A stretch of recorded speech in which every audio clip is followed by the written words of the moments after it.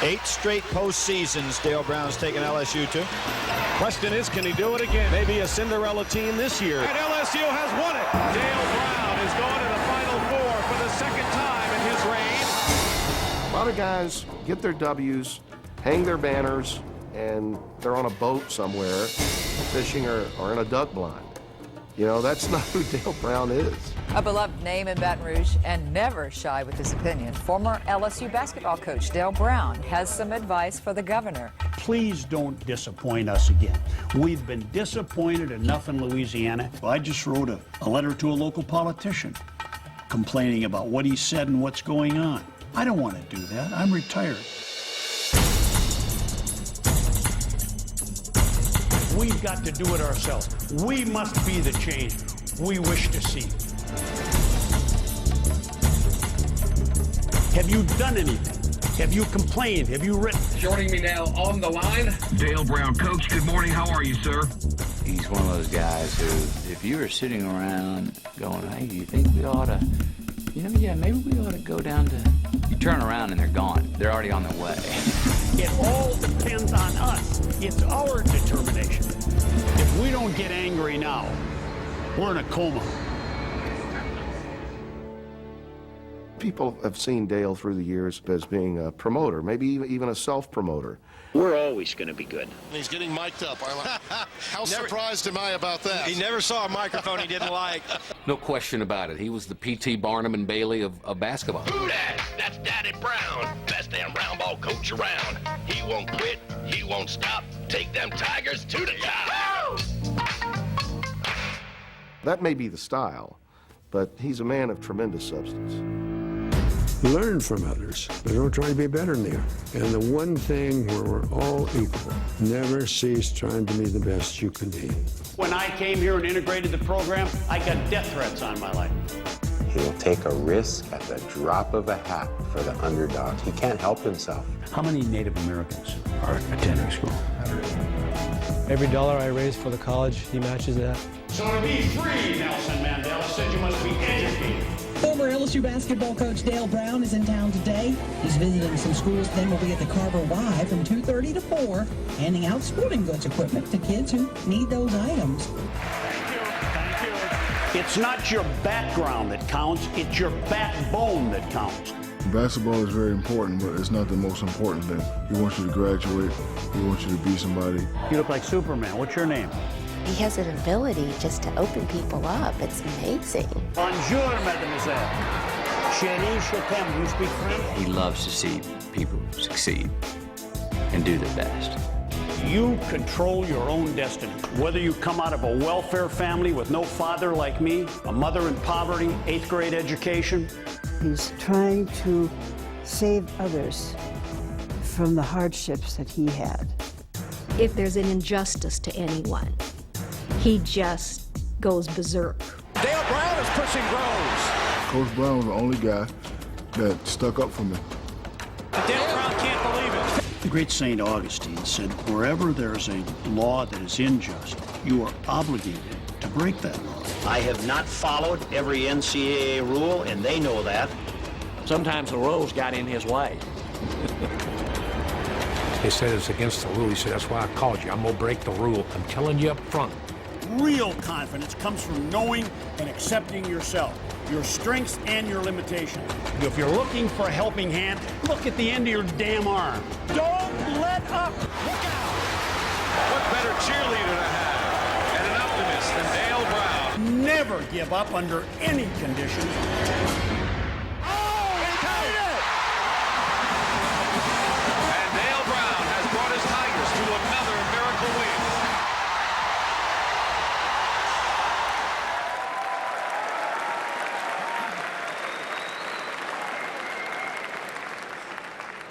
Ladies and gentlemen, please rise for the arrival of the official party.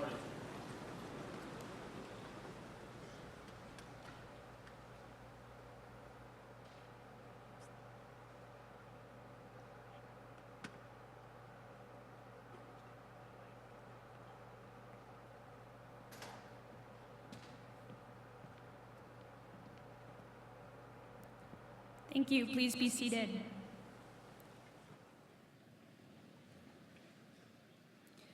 Good evening, Brigade and distinguished guests, and welcome to those who are joining us for the annual Naval Academy Leadership Conference.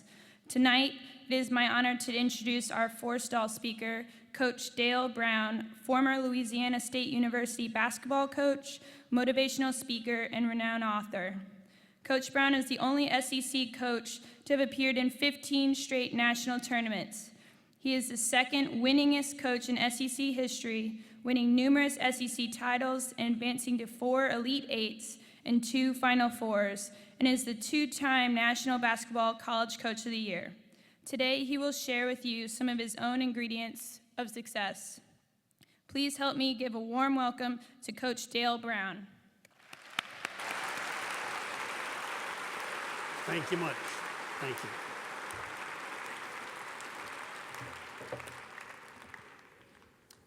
Today was like an absolute breath of fresh air.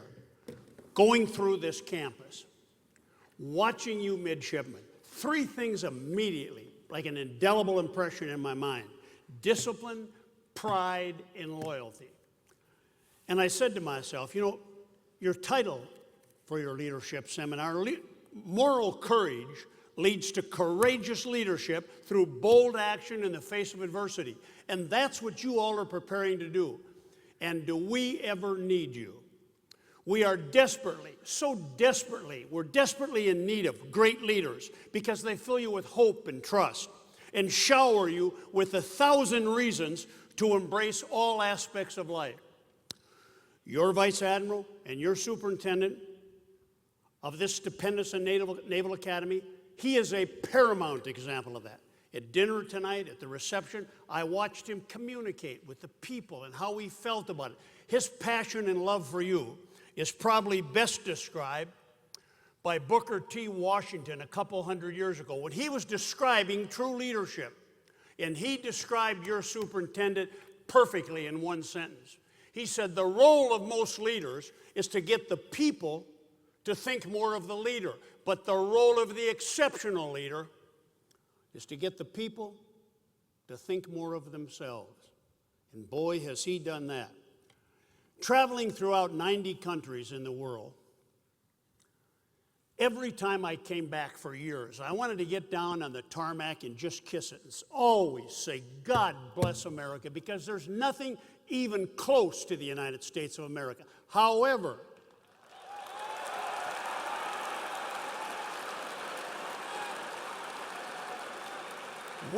we must be so vigilant, because once we lose our moral compass, we can be in trouble. And you young people today, and I told my wife walking around the campus, man alive, you just feel good complaining about all the negatives in America. I'll tell you what we should do. Put everybody on a bus, and you come to Annapolis, and you go on to the Naval Academy, and how can you not feel your spirit? Don't ever lose it.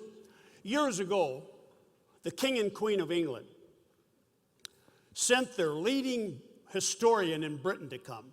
Says, how in the world can this dinky little old colony, how can they possibly have broken away from the greatest empire in the world?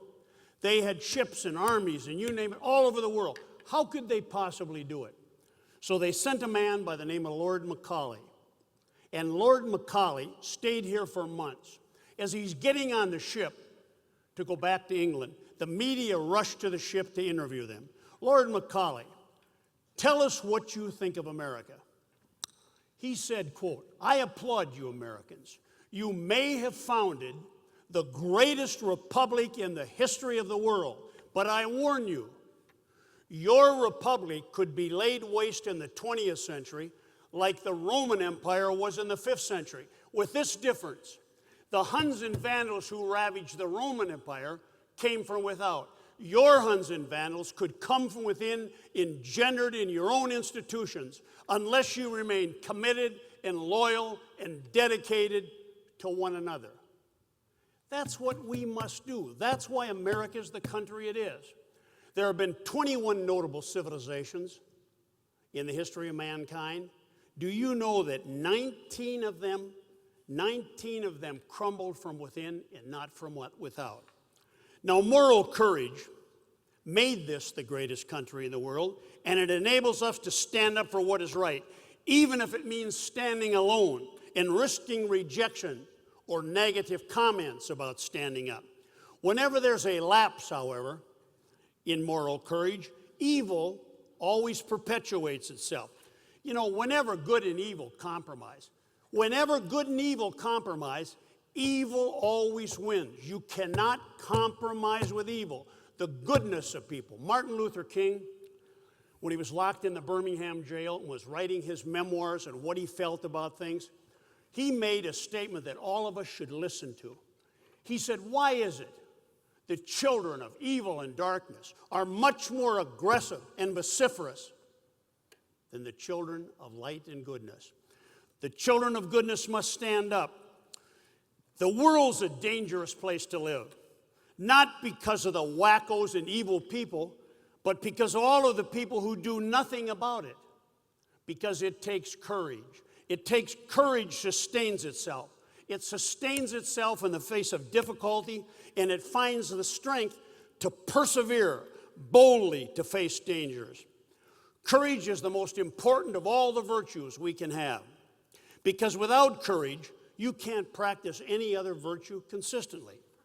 You can practice any virtue erratically, but nothing consistently ever happens without courage. Now it's so easy for us. It's so easy for us to walk around and say, yeah, what can little old me do? How can I make a difference on life? We can all be divided into three groups, and we have to make a decision. The greatest power in the world is not an atomic submarine. It isn't a nuclear bomb. It isn't the rocket we sent to Mars with the rover going up there. It's our power to choose. Now, we can be divided into three groups. Walking around this campus, I know what group you all come from. There's three things you can do.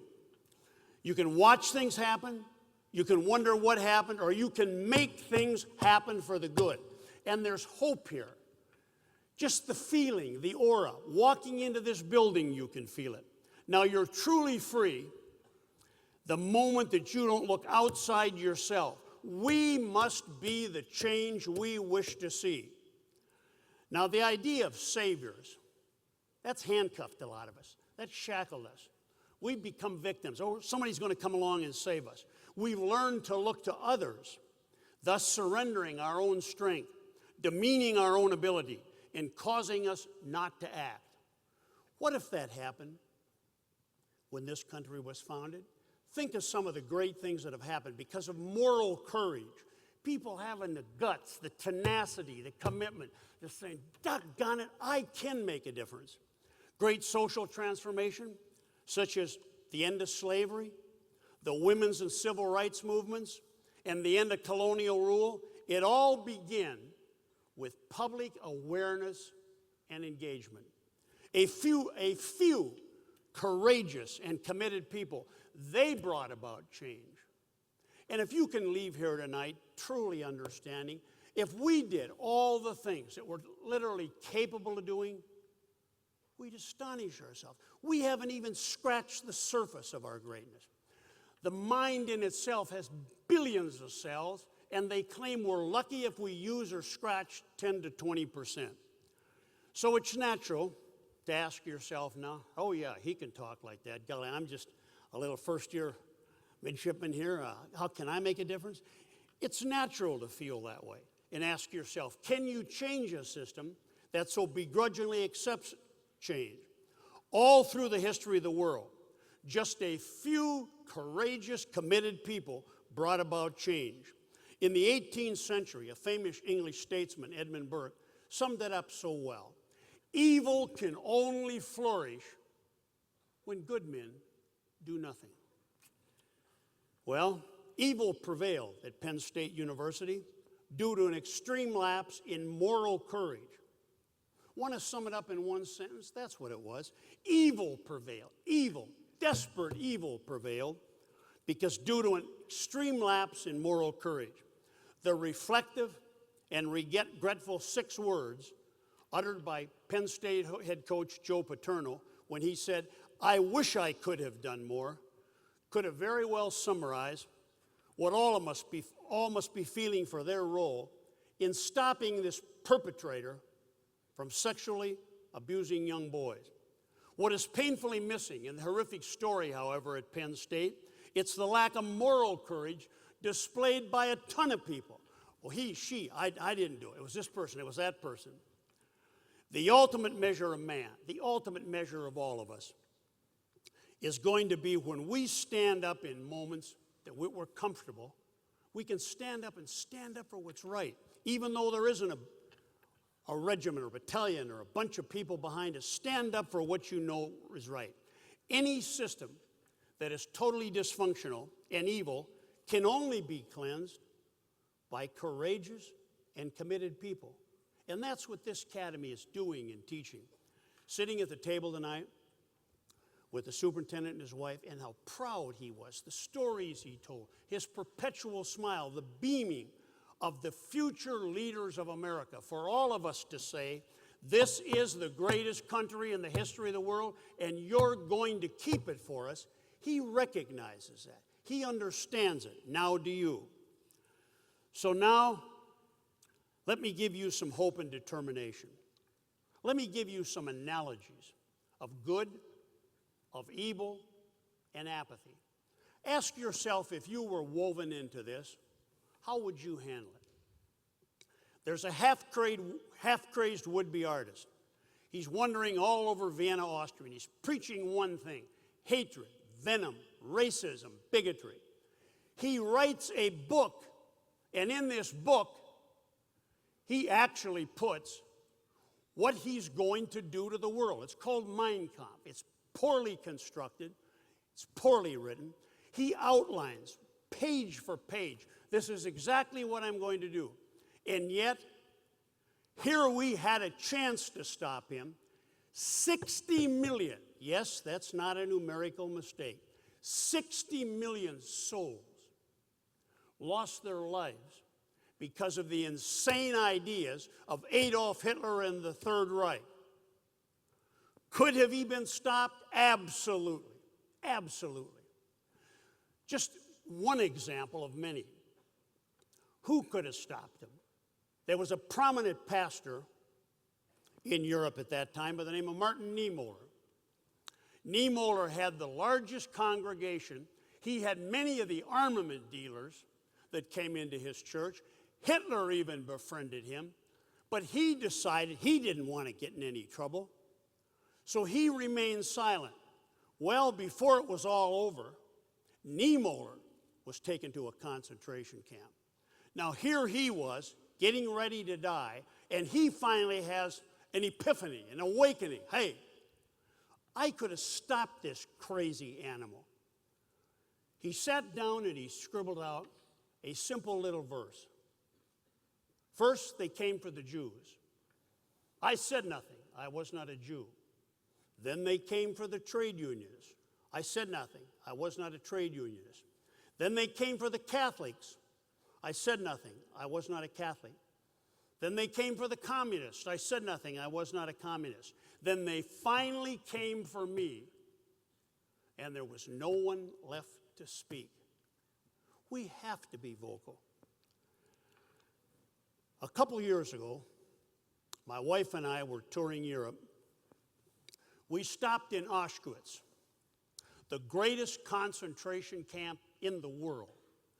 2 million people were incinerated. They burned to death. They were cremated. As we went through there, I had all kinds of emotions. First, I was pugilistic. Man, I wanted to dick somebody. Then I got melancholy. Then I got depressed. And then it hit me. How in the world, how is it humanly possible for human beings to do this to other human beings? How is it possible? My wife was finishing up the museum, and I walked outside with all kinds of frustrations. I was mad. I wanted to cry. I leaned up against an old railroad tie thinking, how is this possible? And I felt something. On that little railroad tie, it gave me a lesson that emblazed into my soul the rest of my life, that I would always stand up for injustice. The little plaque said the following. It said the road to Auschwitz was built by hatred, but it was paved with indifference and apathy.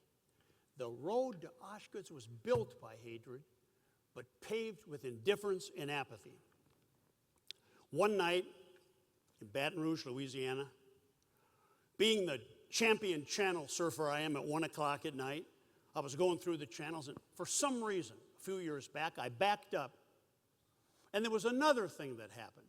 There was a man in a prison cell, and he was standing with his arms touching both sides of the prison cell. And then he took like 2-3 steps, and he stopped, and he turned to a guy sitting in a steel bunk. Now, at the time, the world did not know this man in the steel bunk. It happened to be Nelson Mandela. And here was evil that he had to experience. And the journalist turns to him and he said, Mr. Mandela, he said, you spent 27 years locked in this little cell, 10 of them in this one. You can touch the walls. How is it humanly possible that you could spend 27 years in here and not lose your mind and become a bitter human being? The cameras go on Mandela with his very benevolent smile. There were 2 reasons why I didn't lose my mind. Number 1, God never left my side. And when he said that, I thought, wow. You'd think this is a person that questioned that. And number 2, I had a commitment in the marrow of my bones that all of the black people of South Africa should be free. So because of my belief and because of my commitment, that's why I did not go crazy. 6 months later, Nelson Mandela was elected president of South Africa. Do you need to see the sun dance in the sky and the sea part? That's a miracle because he was committed. Courageous leadership in the midst of terrible adversity. I don't mean to embellish this and make you feel good. That wasn't the Do you realize you hold us, America's future, in your hands? Your courageous leadership, you having enough guts. Now again, it's easy to, what can little old me do? Can I really make a difference? The French call it idée fixe. Whatever you fix in your mind can happen. It sure can. You can make a major difference. And I want to tell you a story about a man when you think, I don't know if I can make any difference. Golly, I'm just from a little old tiny town in Bunkie, Louisiana, or I don't have any connections. Yes, you do. You have connections to greatness, courageous leadership. But there's a little monk that had never left this little cloistered monastery. He lived outside of Rome, had never been into Rome. This was a cloistered monastery. He didn't know anything about anything. One day, going down the gravel road on a weekend, he sees people, hundreds of people, heading into Rome. So this little old monk didn't have any connections, didn't have any name, didn't have any power. He follows the throng down the road. They lead him into the Roman Colosseum. He has no idea what's going on. He's up in the back row, and here these gladiators come out, and he sees them kill each other, rip each other's stomach open, slash their heads out. This meek little guy, he stood up and he said, please, please, someone in the name of God, please stop this. Sit down, man, sit down, get out of here, get out of our face. The second set of gladiators come down. They go through the same thing, and another man is beheaded. A third set is out in the middle of the stadium. This man jumps down on the restraining wall and said, please, in the name of God, stop this. He wanted to make a difference. They're getting ready now to start. He runs out in the middle of that stadium, and on his knees, he lowered himself. He became a servant leader. Please, in the name of God, looking up at these gladiators, please stop this. They laughed. They looked up at the emperor, and of course, he gives them this. His stomach was slashed open. His bowels fall onto the stadium floor. He bleeds to death. He dies on the floor of that stadium. Now, initially, he goes, yeah, that's what happens. You open your mouth and you get stomped on. But all of a sudden, about 15 minutes after that, a silence took over that gigantic Colosseum. People started to empty from the Colosseum. Within the next 15 days, this was in the 5th century, the emperor signed a decree that ended all gladiator contests in Rome. That was the last one, because Telemachus, America needs Telemachus. We don't need partisan politics. We need servant leaders. We need ambassadors. We need statesmen, not politicians. And we need you to continue on your journey. So the question of the journey of life to me is not whether God brings about peace into the world and moves us forward. The question is, can we move us forward? The answer is yes. If you're fully committed, determined, courageous, and possess a powerful faith, the boldness, the only thing more powerful than fear is faith. The boldness of faith is so powerful, nothing can stop it. It's the spinal cord to everything we do. We must have courage to implement it. Now, to my right, you're probably wondering, what are these? These are symbolic of the 4 major hurdles of life. All of us, the day they snip our umbilical cords, we all have to come out of the starting blocks, and we have to jump. These are the 4 major hurdles of life. We've got to jump over them. You can't con your way over them. You can't buy your way over them. You can't lie your way over them. You can't cheat your way over them.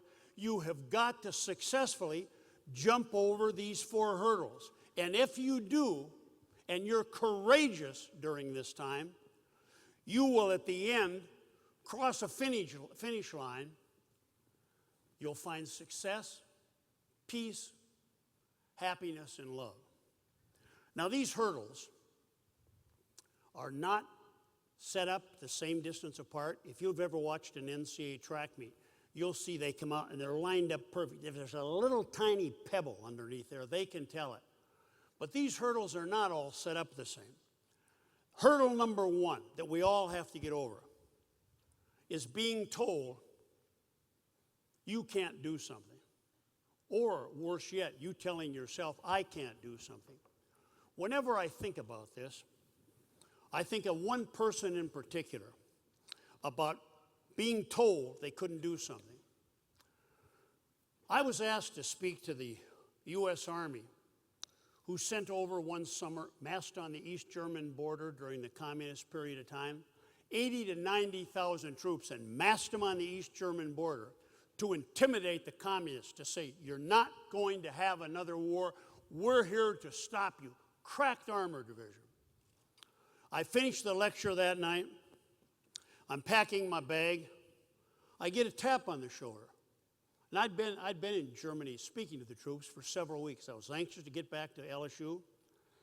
There's a man standing about 6'9", 250.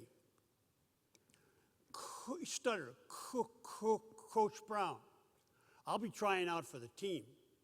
And he said, I can't dunk a ball, and I run up and down the court about 3-4 times, and I tire real easily in my lower extremities.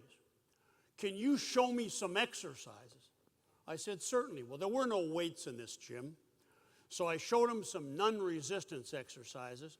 I went back to get my pen and piece of paper, and I came back. What I'll do, soldier, when I get back to LSU, I'll send you our weight training program. I said, how long you been in service? Big old smile, I can still see me. And I'm pretty good size, I'm 6'3". He bent over, Coach Brown, he says, I'm not in service. I said, you're not? He said, I'm only 13 years old. Wow. I said, well, son, what are you doing here? He said, my father's a career military man. Being the Rhodes Scholar I am, graduating from Minot State Teachers College, a school of 500 in North Dakota, my next question, where's your dad? He said, he's in the sauna.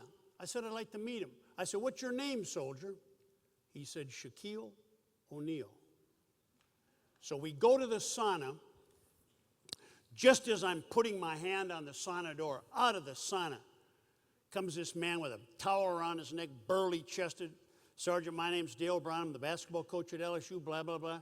He looked at that card with almost disdain, and he made a pretty profound statement. He said, Coach Brown, this is all fine and good, and I don't know if my son will ever be a basketball player, but he said, I think it's time that blacks developing intellectualism so they can be presidents of corporations instead of janitors.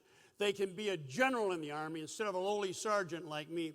If you're interested in my son's intellect, someday we might talk. I flew back to Baton Rouge the next day. Immediately before I went home, sent the weight program. 6 weeks later, this 13-year-old child sent me a letter. Dear Coach Brown, I did everything you told me to do, and my high school coach cut me off the team. He told me I'm too slow, I'm too clumsy, I have too big a feet. He had pretty good sized feet. He had 17 at that time. Now they're 23. He said, what should I do? I sat behind that desk and I thought, you know, what kind of a profound statement am I going to make to a 13-year-old child? That here is race of life.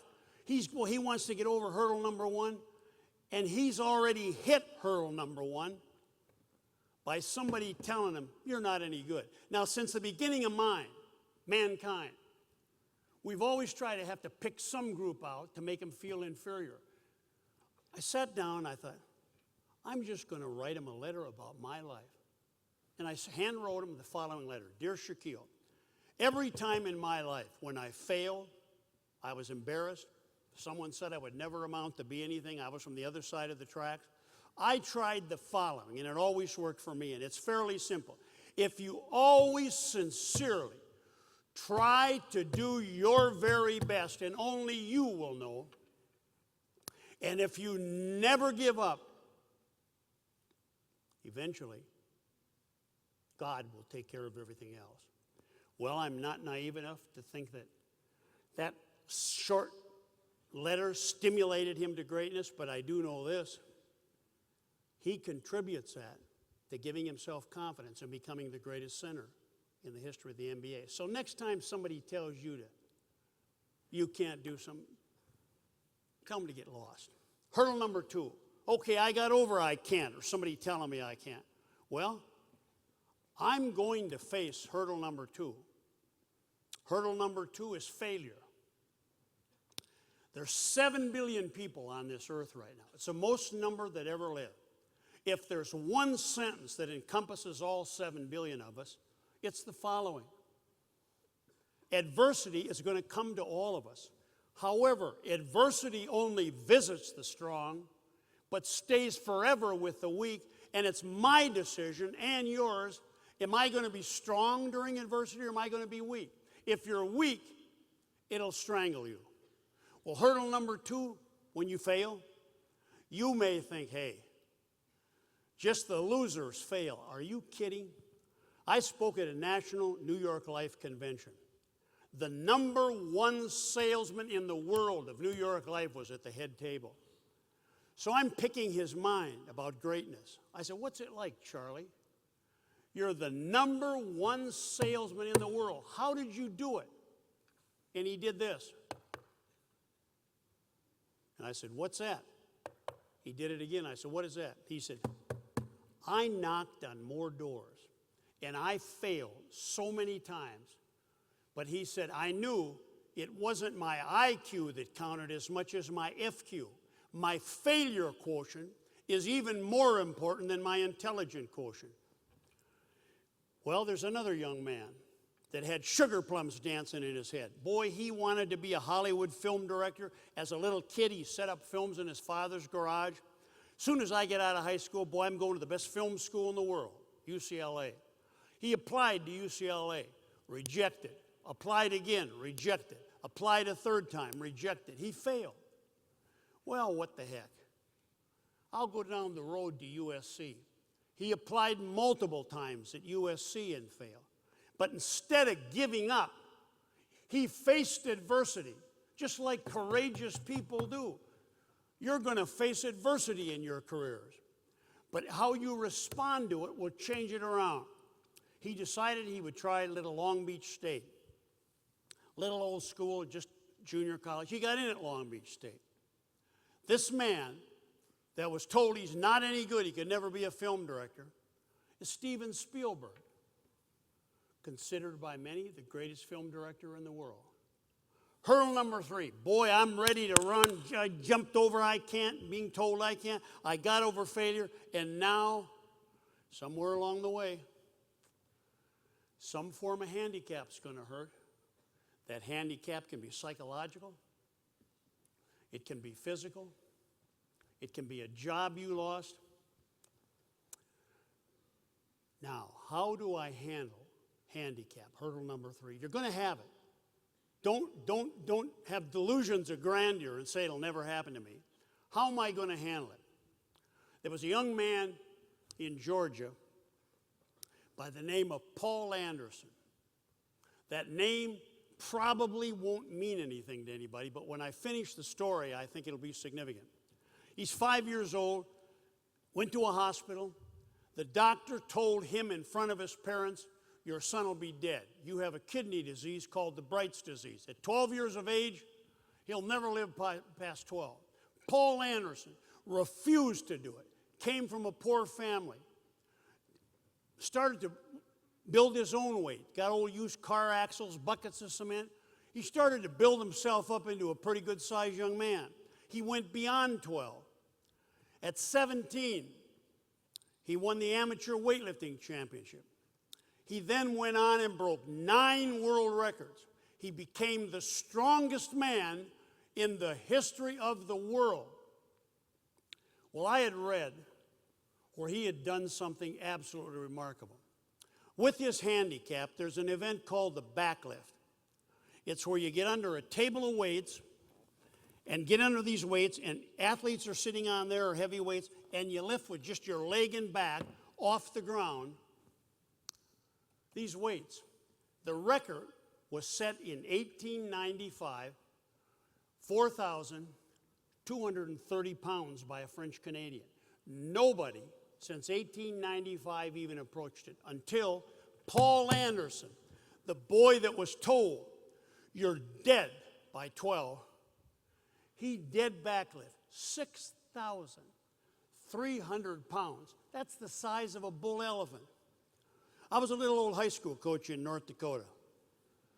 I read where he was going to appear at Estes Park, Colorado. I thought, boy, I'm going to Estes Park, Colorado. I've got to see this guy. I saved my money. I thought this is going to be the thrill of a lifetime. By this time, he built himself 5'9", 375 pounds, 62-inch chest, 36-inch weights, 36-inch thighs. My waist is 36. Each of his thighs were 36. So I sat in the front row just like you guys. I noticed to the right of the podium, they had 2 sawhorses and a 2x4 laid across these 2 sawhorses. His introduction was fairly simple. Ladies and gentlemen, the strongest man in the history of the world, the guy that was told he wouldn't live by 5, Paul Anderson. He literally waddled out on the stage, just like I'm doing. He took a hanky out of his back pocket. He took a 10-penny nail and put it in his hand. He went over to these sawhorses with a 2x4. With not a word, he stepped back, boom. He drove the nail right through the 2x4 with a bare hand. He gave one of the shortest speeches I've ever heard.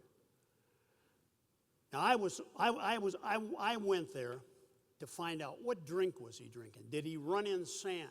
What was his weight program? How was he motivating himself? Boy, did I get a surprise. He now came to the podium. Good morning, had a grab. My name is Paul Anderson. I am the strongest man in the history of the world, and I repeat to you, me, Paul Anderson, I'm the strongest man in the history of the world. And I cannot live one day without God. And he turned around and walked off the stage. The power of the mind. Hurdle number 4. Remember I told you these hurdles aren't all the same distance? After you clear one, so many strides, it's just automatic. For you people that are tracksters, you know hurdle 2's there, and then hurdle 3's there. Doggone this one. It's not the same height. It's not at the same angle. It might be closer. It might be further away. This is the son of a gun that we all have major problems with. Most of us will probably die with this one around our neck. It's the hurdle of know yourself. Who am I? Where am I going? And what do I really want out of life? I vividly saw that the greatest basketball player in the history of college basketball went to LSU. His father got fired. His name was Pete Maravich. He averaged in his career, and you that aren't following sports, forgive me for using this analogy, he averaged 44.2 points a game. That's with no three-point line. That's with no shot clock. 44.2 points a game. If you want to break his record, all you'd have to do is go on to college for 4 years, make 15 three-pointers every game you play for 4 years. You'd break his record by 0.8 of a point. Well, Pete went on, got kicked out of LSU, went on to the pros, had a lot of problems. After he retired, I'd ask him to come and speak to the team. Now, I'd heard all kinds of rumors. Man, there's no question he got over I can't. There's no question he looked failure. Handicap didn't start this skinny-legged little guy. I asked him to come and talk to the team. Having no idea what he was going to say, made a major impact on my life. He came in and he said, I was on the cover of Sports Illustrated 5 times. He said, I see a couple of you lottery picks sitting here in the front row. You're never going to be on the cover that much. You'll never break my record. He said, I was the highest paid professional athlete in the history of sport. He said, I had everything the world calls success. I led the NBA in scoring. I was on the All-Star team. I was MVP. He said, I drove the finest sports cars. I lived in mansions in every city I played, from Atlanta to Boston to New Orleans. He said, I had chased every woman I could. He said, I drank too much. I tried to communicate with extraterrestrial people. He said, I was such a miserable human being. And when he said it, I thought, hold on, time out. Pistol Pete Maravich? The greatest player that ever lived, that had all the good-looking women, had all the money, had the great cars, had the mansion, had all the fame. And as I'm thinking about it, I thought, how could that be possible? And he said, I had everything the world calls success, and it dawned on me. The first Webster dictionary ever printed was in 1806. And under the word success, it described it fortunate, happy, kind, and prosperous. Now, that rolled off my tongue pretty easy.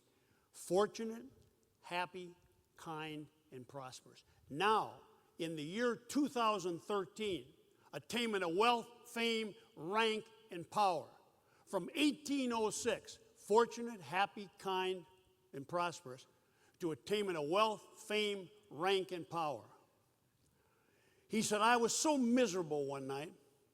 I wandered through that house till 4 o'clock in the morning. Nothing made me happy.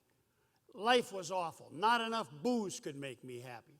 Not enough women I could chase. He said, I went into a spare bedroom. I opened up the drawer and I pulled out a pistol.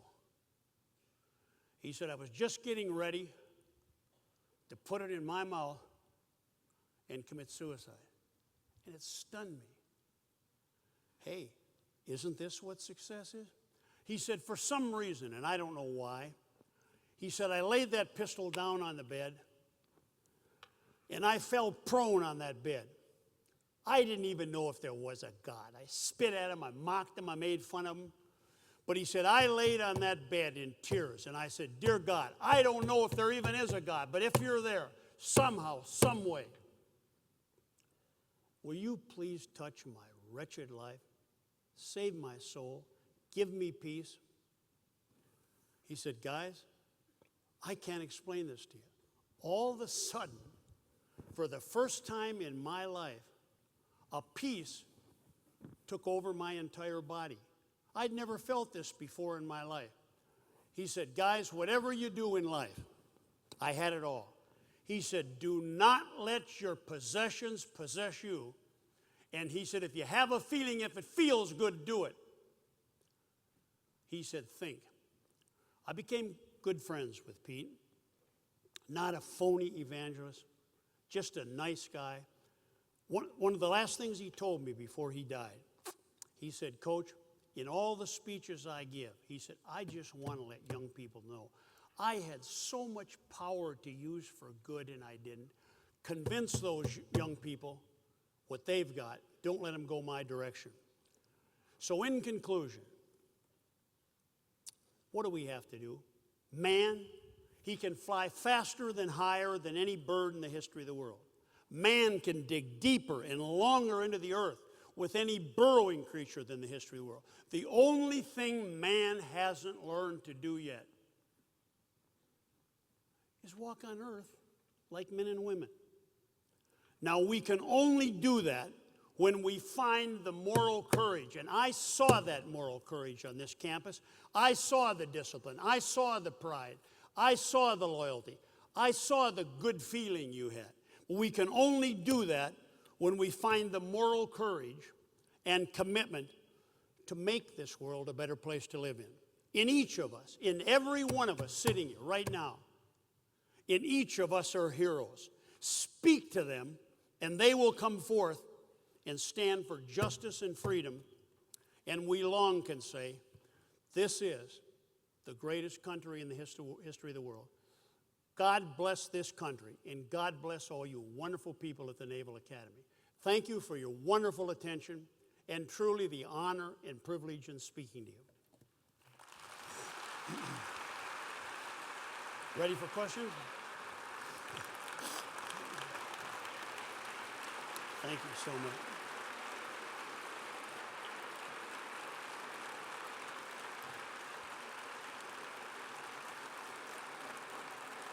Merci beaucoup. I expressed to my wife, when the Vice Admiral called and asked me to speak, I expressed to my wife, I've spoken all over the world, all 50 states, the largest corporations, hundreds, maybe thousands of speeches. Never have I been as honored to speak to a group of people as I have coming here. And I'd be happy for anybody who has any form of questions at all. I'd be happy to take them. Do they have a mic to use?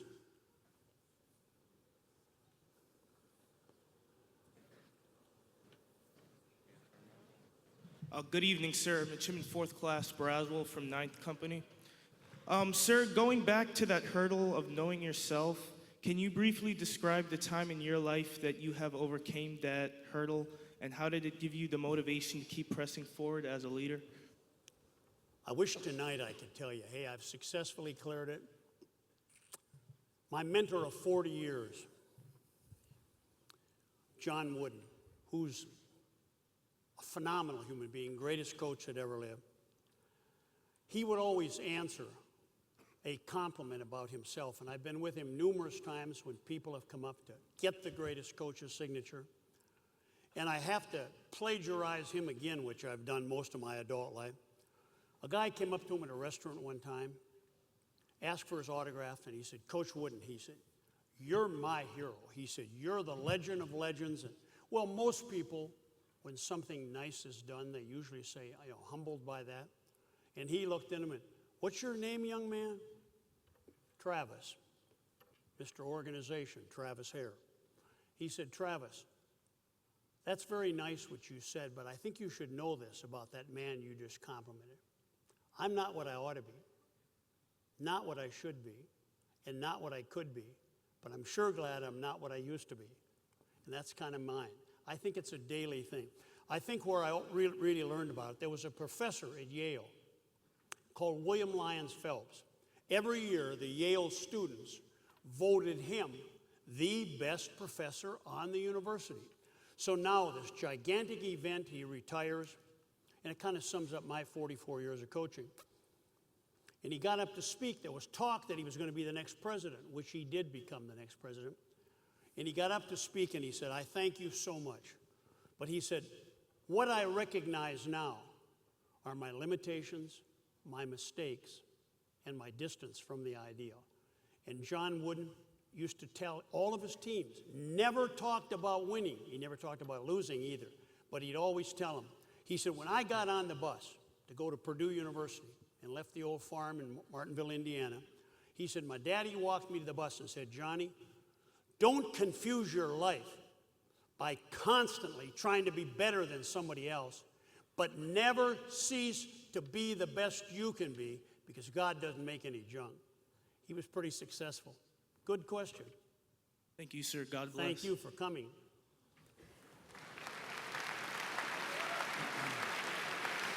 Come on up. Sir, on behalf of the Brigade of Midshipmen, we'd like to present you with a small gift.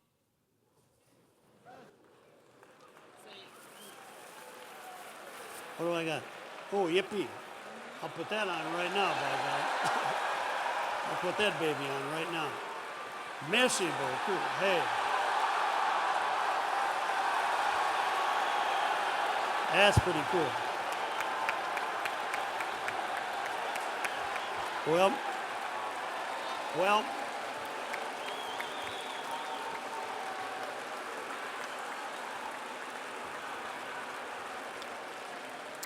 the U.S. Army, you might as well get ready for defeat number 12 next football season. 12 in a row. Thank you very much. Would everyone please rise for the playing of Blue and Gold?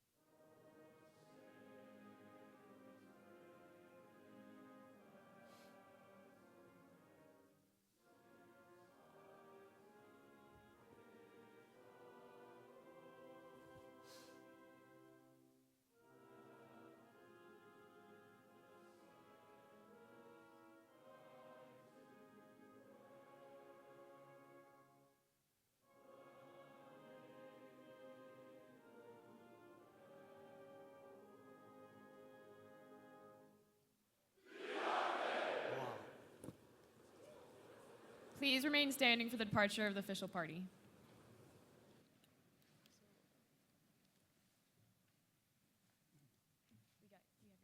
You got it. Thank you.